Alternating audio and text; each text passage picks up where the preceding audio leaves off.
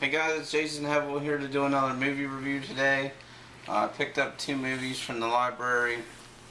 Actually, I picked up more than two, but I watched two tonight. I'm going to give you two movie reviews. Starting off with Death at the Funeral, starring Chris Rock, Tracy Morgan, Martin Lawrence, Luke Wilson, Danny Glover, Kevin Hart, a bunch of other actors. This movie is basically about Chris Rock. His father passes away. It starts off with Chris Rock at the funeral, waiting for his family to get to the funeral, so everybody can. Martin Lawrence plays Chris Rock's brother. I forget their character's name. I think Chris Rock's name was Aaron, and Martin Lawrence, I forget the name of him. He's more like the playboy, kind of like the, I guess, like the arrogant, cocky brother. Chris Rock's wife's played by Regina King. They're both in their 30s. She's kind of sexually frustrated because he doesn't want to have a child because she's still mourning the death of his father, and all she's worried about is giving him sex. And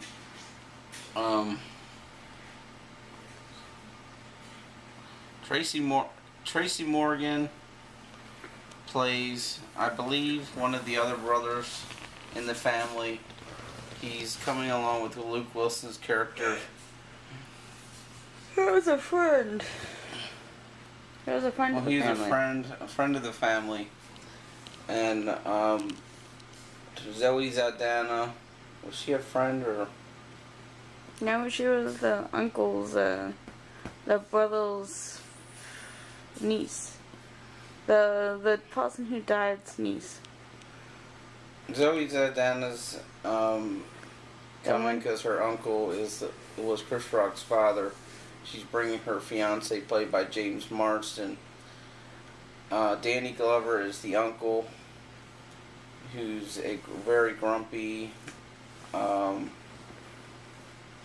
The father's sister, I think, was played by Loretta Devine, and then Columbus Short was he the nephew? He was the nephew of Chris Rock's father. So when they all get to the funeral, James Marsden character is very nervous and has anxiety because he almost gets killed in a car accident on the way there because of the very big traffic jam.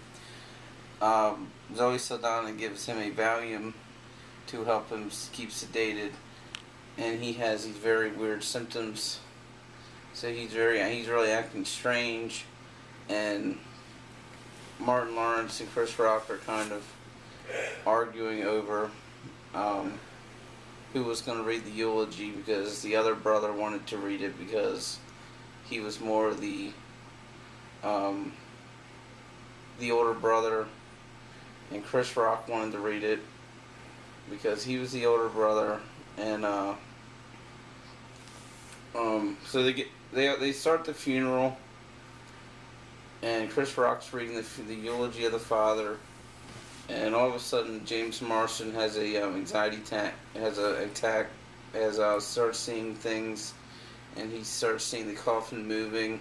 So he goes up and he basically knocks the coffin over by accident, makes the body come out of the casket. Everybody's kind of embarrassed, kind of shocked at what's happening. So everybody's takes a break so they can get the funeral back together.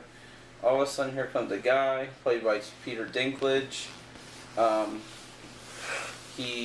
one knows who he is. He wants to talk to Chris Rock and Martin Lawrence because he's a friend of the father.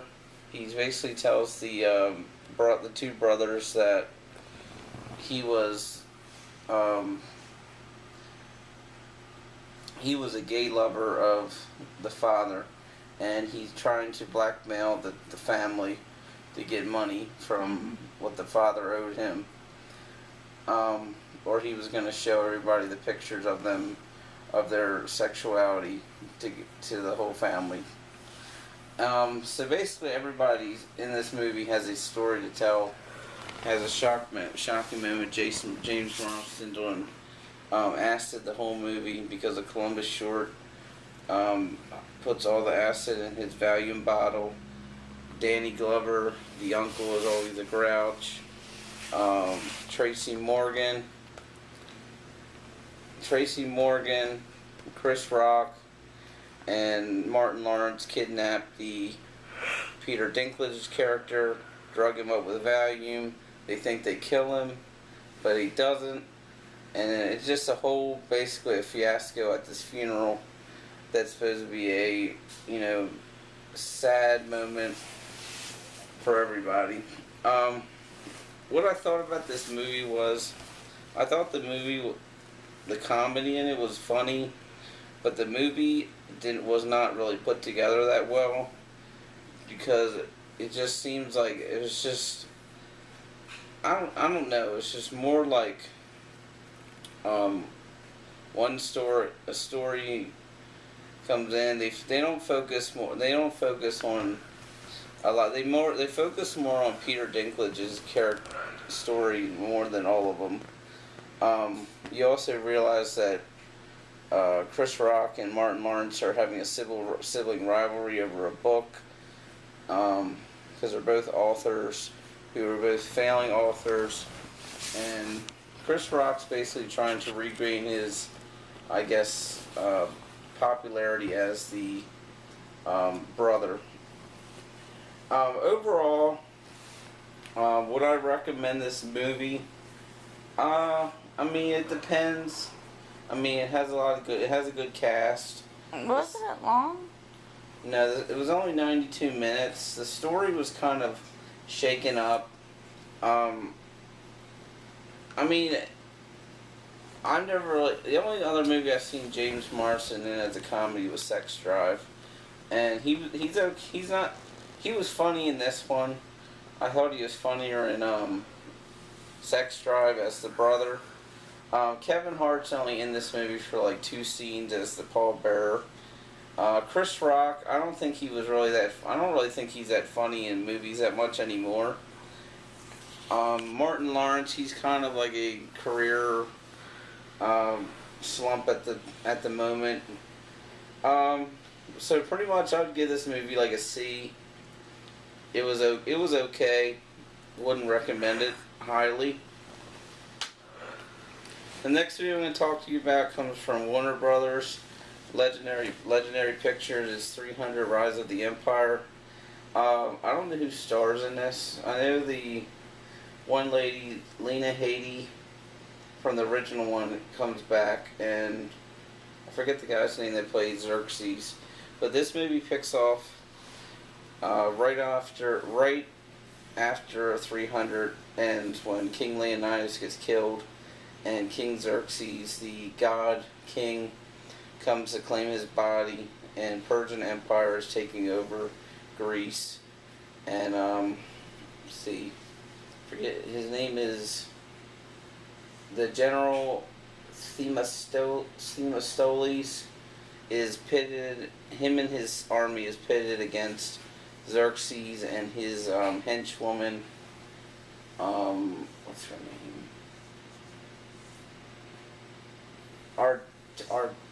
Artemisia, are basically fighting for control of Greece.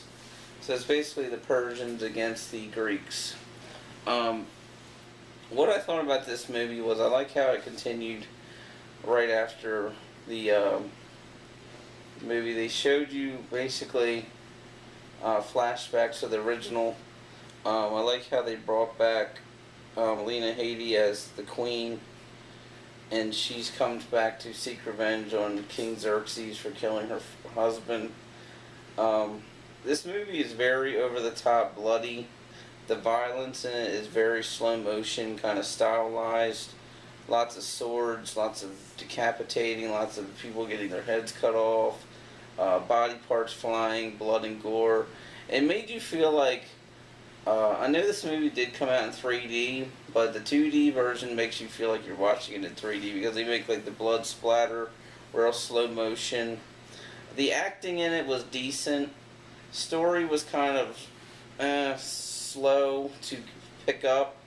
The acting by the woman, Artemisia, I didn't really think she was that great as like a villain. The sex scene in the movie was kind of unnecessary. Overall, I would give this movie probably a B plus due to I just like these really over the top action packed like medieval kind of Greek mythology epic movies. If you're a fan of the 300 series, I would definitely recommend it. If you don't like blood and gore, stay away from this. If you don't like movies that don't really have a story, it's basically more for people that like graphic novels because it does follow a 300 graphic novel. Pretty much this movie I'd give it a B plus. This is produced by Zack Snyder. He did the directing for the original one. I thought he did a better job directing than the one guy Noah Morum. So anyway, these two are my current movie reviews for this week. More movie reviews coming soon.